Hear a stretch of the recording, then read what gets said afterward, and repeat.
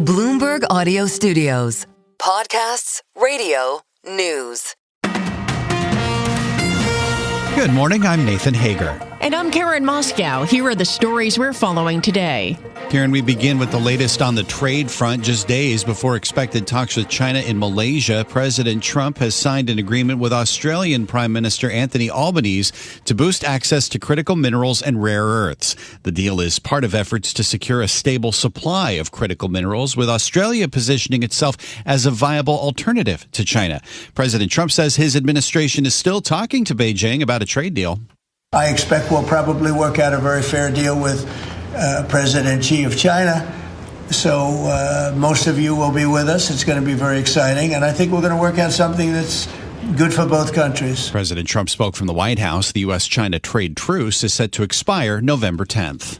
Well, Nathan, the Supreme Court is set to hear arguments next month over President Trump's global tariffs. But before that, a group of small businesses is weighing in. They filed briefs urging the High Court to affirm lower court rulings that the tariffs amount to an illegal tax on American companies. One of the companies, Learning Resources, says the president usurped Congress's power to tax by invoking an emergency law that was never intended to be used to impose duties on other countries. A second brief, led by wine and liquor distributor VOS Selection, says the tariffs contradict what the nation's founders intended by giving Congress the power to levy taxes. And Karen, we're seeing the impact of U.S. tariffs on sales of luxury watches. Swiss watch exports fell in September, hurt by the Trump administration's 39% tariff on imports from Switzerland. In fact, there was a 55% plunge in exports to the U.S., which is the watch industry's largest market. Meanwhile, in Washington, Nathan, the government remains shut down after the Senate failed to pass Republican stopgap funding bill again yesterday. Republican Senator Ted Cruz says he thinks Democrats are prolonging the shutdown. There are 14,000 air traffic controllers who expected to come into work, but they didn't get a full paycheck. And this needs to end. It's not right. It's not fair. And I think Democrats are holding not only the U.S. government hostage, but holding the American people hostage. Senator Ted Cruz tells Bloomberg he does not know when the government will reopen. Meanwhile, Senate Minority Leader Chuck Schumer says Republicans need to negotiate. It's been over a month since the House of Representatives even took a single roll call vote. That's shameful. That's derelict. Government workers must work without getting paid. House Republicans get paid without working. And Senate Minority Leader Chuck Schumer says health care premiums are a fix-it-now issue and should be negotiated before the government reopens. Well, in the meantime, Karen, the shutdown is having an impact on deal-making. Anglo-Dutch consumer goods company Unilever has pushed back its demerger of Magnum ice cream. The company says the Securities and Exchange Commission is unable to declare effective the registration statement that's required for the ice cream company's shares to be admitted to the New York Stock Exchange. Unilever does expect to complete the spin-off of Magnum this year after initially being on track for the middle of next month. Now we get to the latest on the war in Ukraine, Nathan. Senate Majority Leader John Thune says he's hitting the pause button on new sanctions legislation against Russia until after President Trump's planned meeting with Russian President Vladimir Putin. The bill would formalize sanctions that are already in place and impose up to 500% tariffs on imports from countries that buy Russian energy products and are not actively supporting Ukraine. During his meeting with Australian Prime Minister Anthony Albanese, President Trump was asked if he still thinks Ukraine could win the war. I don't think they will, but they could still win it. I never said they would win it. I said they could win. Anything can happen. You know, war is a very strange thing. President Trump spoke at the White House. He plans to meet with Putin in Budapest after meeting last week with Ukrainian President Volodymyr Zelensky. The president came away from that meeting undecided on whether to supply Ukraine with long-range missiles. Well, Karen, Amazon says all its cloud services are restored. This follows issues that disrupted internet use around the world for about 15 hours yesterday. Sarah Fryer covers tech for Bloomberg News. When a large chunk of the internet is reliant on one service, there are all these cascading effects, right? They said there was an issue in a database that was loading incorrectly, and that just had this domino effect for a large portion of the internet. Hundreds of sites, according to Bloomberg's Sarah Fryer, including financial services outfits Venmo and Robinhood Markets, Apple's music and TV offerings, software companies such as Zoom, Salesforce, and Snowflake, food services giants including including McDonald's and gaming companies like Epic Games. Even Amazon's own services, Alexa and the Ring home security system, were not immune.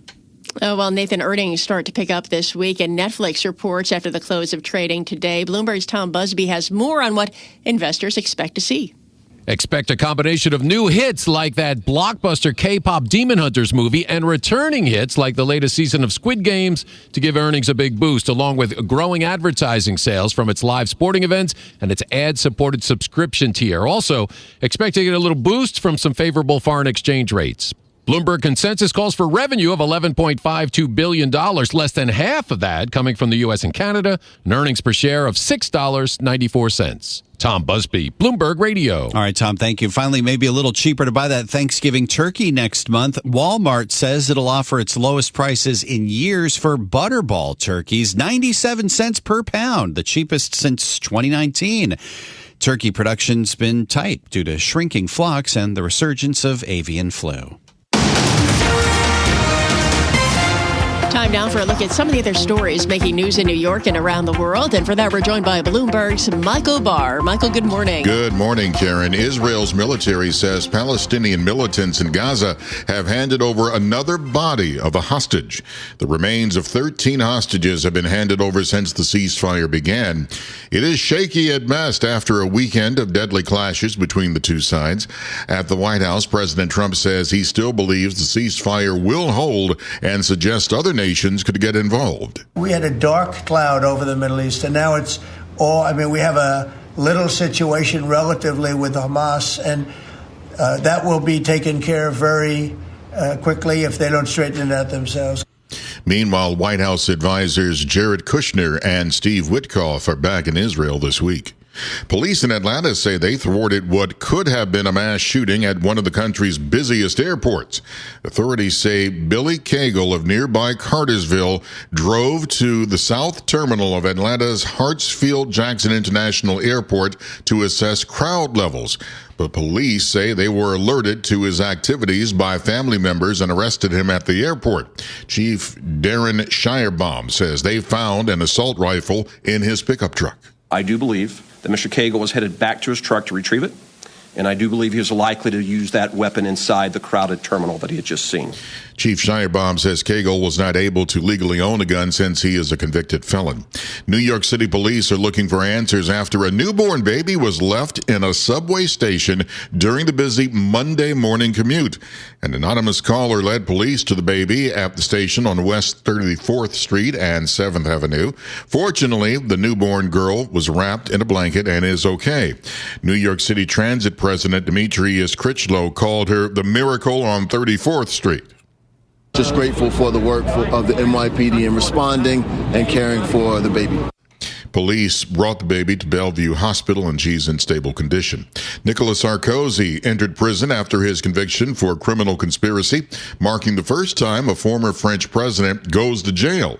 Sarkozy, who was convicted last month after aides allegedly sought electoral funding from Libyan leader Muammar Gaddafi's regime, has consistently denied any wrongdoing. Global news 24 hours a day and whenever you want it with Bloomberg News Now. I'm Michael Barr, and this is Bloomberg. Karen.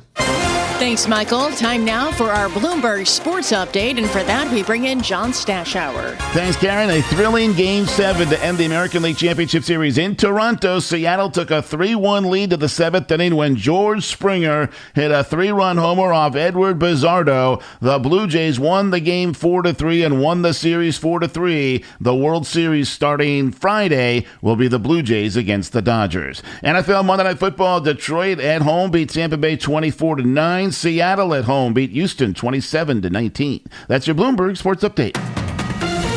Stay with us. More from Bloomberg Daybreak coming up after this. Coast to coast on Bloomberg Radio, nationwide on Sirius XM, and around the world on Bloomberg.com and the Bloomberg Business app. This is Bloomberg Daybreak. Good morning, I'm Nathan Hager. President Donald Trump has signed a landmark deal with Australia to counter China's dominance in rare earths, but the president is still sounding optimistic on making a trade deal when he meets with Chinese President Xi Jinping at the end of the month. If we don't make a deal, we'll charge them a very substantial tariff. and they'll be paying us hundreds of billions of dollars a year, which they're basically paying right now. And that was the president during his meeting with Australian Prime Minister Anthony Albanese at the White House. And for more, we're joined this morning from Hong Kong by Jenny Marsh, Bloomberg's team leader for Greater China Economy and Government. Jenny, good morning. Walk us through this deal that was struck between President Trump and Prime Minister Albanese and what it could mean for China's stranglehold on rare earths. So Trump and Albanese have struck this deal to help the US secure better access to China rare earths, rather. I mean, for China, this is interesting because it shows that the US is now sort of turning to other countries to try and secure these rare earths. It's an $8.5 billion agreement. And, the US is a significant ally in this because it is currently home to the only company that is actually sort of mining and processing heavy rare earths at the moment. So Australia already in the past has helped Japan sort of wean itself off rare earth dependence. And so now the US is sort of turning to Australia to do a similar thing for it as China sort of wields its chokehold over these supply chains. So will this be enough in the short term for the U.S. to sort of wean itself off its dependence on Chinese rare earths?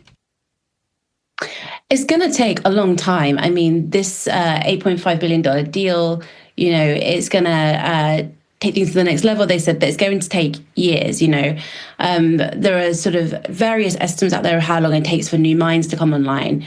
But, I think Goldman Sachs had a note this morning saying it can be 8 to 9 years just for a new mine. And then to build out sort of the processing capabilities as well also takes a very long time. And these plants are often dependent on Chinese machinery, as we've seen in Malaysia. So this is a step in the right direction. It's a good thing that the US is sort of looking beyond its own borders. It took that stake in MP Materials, but now it's sort of turning to the experts in Australia as well to try and beef up its capabilities. But, this isn't going to produce results of any sort of meaningful scale that will allow the US to sort of reduce its dependence on China for years, probably until after Trump's presidency finishes. And of course, this all comes after China announced these restrictions on rare earth exports and that sort of upset reaction that we heard from President Trump regarding that. Is this kind of deal what the U.S. has struck with Australia, the kind of thing that could move China when it comes to its own plans for rare earths? I think this is exactly the kind of thing that China's latest restrictions are aimed at stopping, because those restrictions, that China unveiled this month put curbs on the export of machinery and that sort of the ability of foreign companies and plants to process the rare earths that China is helping to extract from the ground. And so when you look at those curbs, what they're sort of really, the intention there is they want to try and keep this leverage for as long as they can. The thing about putting these sort of export controls on a product is they immediately sort of start a race for other countries to reduce their dependency on you. So you're telling everybody, we're going to use this as a weapon. So people then want to sort of find alternatives. And I think China understands that. And what it just wants to do is slow down the sort of collaboration that the US and Australia really are kicking off here so that it can use this leverage for as long as it possibly can do. So in our last 30 seconds, what could this mean for the meeting that we're still expecting between Presidents Trump and Xi in South Korea at the end of the month? Yeah, I mean, rare earths will be a big part of that. I think this enables Trump to go to Xi and say, look, you've got this big leverage over me, but we have friends and allies around the world who are willing to work with us to sort of expedite our ability to mine and process our own rare earths. So it gives Trump a little bit more sort of clout going into that meeting, but I think Xi probably knows he has a pretty good hand when it comes to rare earths. This is Bloomberg Daybreak, your morning podcast on the stories making news from Wall Street to Washington and beyond. Look for us on your podcast feed by 6 a.m. Eastern each morning on Apple, Spotify, or anywhere else you listen. You can also listen live each morning starting at 5 a.m. Wall Street time on Bloomberg 1130 in New York, Bloomberg 99.1 in Washington, Bloomberg 92.9 in Boston, and nationwide on Sirius XM Channel 121. Plus, listen coast to coast on the Bloomberg Business Business app, now with Apple CarPlay and Android Auto interfaces. And don't forget to subscribe to Bloomberg News Now. It's the latest news whenever you want it, in 5 minutes or less. Search Bloomberg News Now on your favorite podcast platform to stay informed all day long. I'm Karen Moscow. And I'm Nathan Hager. Join us again tomorrow morning for all the news you need to start your day right here on Bloomberg Daybreak.